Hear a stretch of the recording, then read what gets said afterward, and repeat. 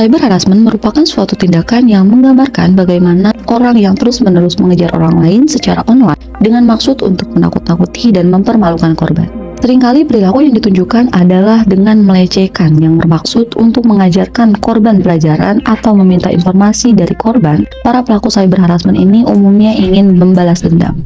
Dalam penanganan cyber harassment, penting untuk memperhatikan pasal 27 ayat 3 Undang-Undang Nomor 19 Tahun 2016 tentang perubahan atas Undang-Undang Nomor 11 Tahun 2008 tentang informasi dan transaksi elektronik. Undang-Undang Nomor 11 Tahun 2008 tentang informasi dan teknologi elektronik yang mengatur bahwa setiap orang dengan sengaja dan tanpa hak mendistribusikan dan atau mentransmisikan dan atau membuat dapat diaksesnya informasi elektronik dan atau dokumen elektronik yang memiliki muatan penghinaan dan atau pencemaran nama baik. Disebutkan pada pasal 45 ayat 3 UU ITE bahwa setiap orang yang dengan sengaja dan tanpa hak mendistribusikan dan atau mentransmisikan dan atau membuat dapat diaksesnya informasi elektronik dan atau dokumen elektronik yang memiliki muatan penghinaan dan atau pencemaran nama baik sebagaimana dimaksud dalam pasal 27 ayat 3 dipidana dengan dipenjara paling lama 4 tahun dan atau denda paling banyak 750 juta rupiah. Bagi para pelaku cyber harassment tetap ada pidana dijatuhkan kepadanya dan pidana tersebut didasarkan pada aduan yang diadukan oleh korban itu sendiri. Dasar hukum. Yang pertama, Kitab Undang-Undang Hukum Pidana. Yang kedua, ada Undang-Undang Nomor 11 Tahun 2008 tentang Informasi dan Teknologi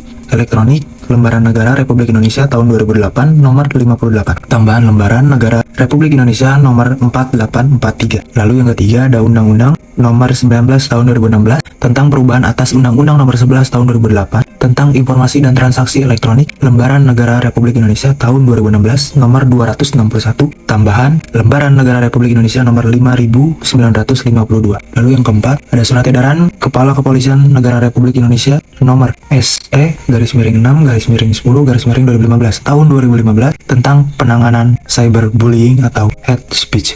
Dampak cyber harassment bagi korban memiliki pengaruh secara mental, yakni dapat membuat korban di kemudian hari mudah merasa kesal, malu, bodoh, bahkan marah. Pengaruh secara emosional dapat membuat korban merasa malu atau kehilangan minat pada hal-hal yang disukainya. Muncul perasaan dari korban merasa ditertawakan atau dilecehkan oleh orang lain, sehingga dapat membuat seseorang tidak ingin membicarakan atau mengatasi hal tersebut. Dalam kasus yang lebih ekstrim, dapat menyebabkan seseorang ingin mengakhiri nyawanya sendiri, menunjukkan ciri-ciri depresi, memiliki masalah kepercayaan dengan orang lain, tidak diterima oleh rekan-rekan mereka, selalu waspada dan curiga terhadap orang lain, atau memiliki kekhawatiran berlebih, memiliki masalah menyesuaikan diri terhadap lingkungan, kurang motivasi sehingga sulit fokus dalam mengikuti pembelajaran. Dalam psikologis, membuat korban mudah depresi, marah, timbul perasaan gelisah, cemas, menyakiti diri sendiri, dan percobaan bunuh diri. Dampak sosial dapat membuat korban menarik diri, kehilangan kepercayaan diri, dan bersifat lebih agresif kepada teman dan juga keluarga. Dampak bagi pelaku dapat cenderung bersifat lebih agresif, berwatak keras, mudah marah, impulsif, lebih ingin mendominasi orang lain, kurang berempati, dan dapat dijauhi oleh orang lain. Dampak bagi yang menyaksikan, orang yang menyaksikan dapat berasumsi bahwa cyber harassment adalah perilaku yang diterima secara sosial. Dalam kondisi ini, beberapa orang mungkin akan bergabung dengan penindas karena takut menjadi sasaran berikutnya, dan beberapa lainnya mungkin hanya akan diam saja tanpa melakukan apapun, dan yang paling parah, mereka merasa tidak perlu menghentikannya. Pencegahan pada cyber harassment. 1. Pertimbangkan setiap postingan. Setiap postingan di media sosial bisa memancing keributan, bahkan perundungan. Meskipun kita memposting hal yang sepele seperti urusan pribadi kita, hal tersebut bisa membuat orang lain menyerang kita karena merasa tersinggung atau berbeda dengan mereka. Oleh karena itu, sebaiknya selalu pertimbangkan setiap konten yang akan kita bagikan di media sosial. Perhatikan apakah postingan tersebut berpotensi membuat kita dibully atau tidak.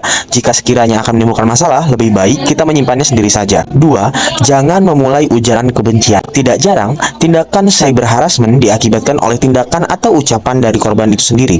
Misalnya, jika kita menyampaikan sebuah ujaran kebencian pada seseorang, maka kita diserang habis-habisan ataupun akan melecehkan seseorang yang ada di sosial media. 3. Yaitu jangan memposting informasi pribadi. Dalam cyber harassment, sering terjadi informasi pribadi menjadi objek atau bahkan bahan cyber harassment. Bahkan informasi pribadi kita bisa diungkap habis-habisan oleh pelaku yang menyerang kita. Hal ini bisa berdampak buruk buruk karena sasaran cyber harassment bisa tidak berhenti kepada kita, melainkan dapat melebar pada orang-orang terdekat kita. 4. Atur privasi akun. Platform media sosial sudah menyediakan fitur di mana kita bisa mencegah privasi akun kita. Misalnya, apakah akun kita bersifat publik atau bersifat privat. Hal ini bisa kita atur untuk menghindari orang tidak bertanggung jawab yang melakukan cyber harassment pada kita. Semakin sedikit orang yang dapat melihat akun dan postingan kita, semakin kecil kemungkinan kita menjadi korban cyber harassment. 5. Selektif dalam mengomentari isu. Seringkali seseorang menjadi korban cyber harassment karena salah dalam mengomentari isu yang sedang beredar. Terkadang isu-isu di media sosial erat dengan kelompok-kelompok yang fanatik. Apabila kita salah berkomentar, kita bisa diserang oleh kelompok-kelompok tersebut. Oleh karena itu, kita harus selektif dalam mengomentari isu. Usahakan hanya mengomentari isu-isu yang benar-benar kita pahami dan tidak membuat orang lain merasa tersinggung.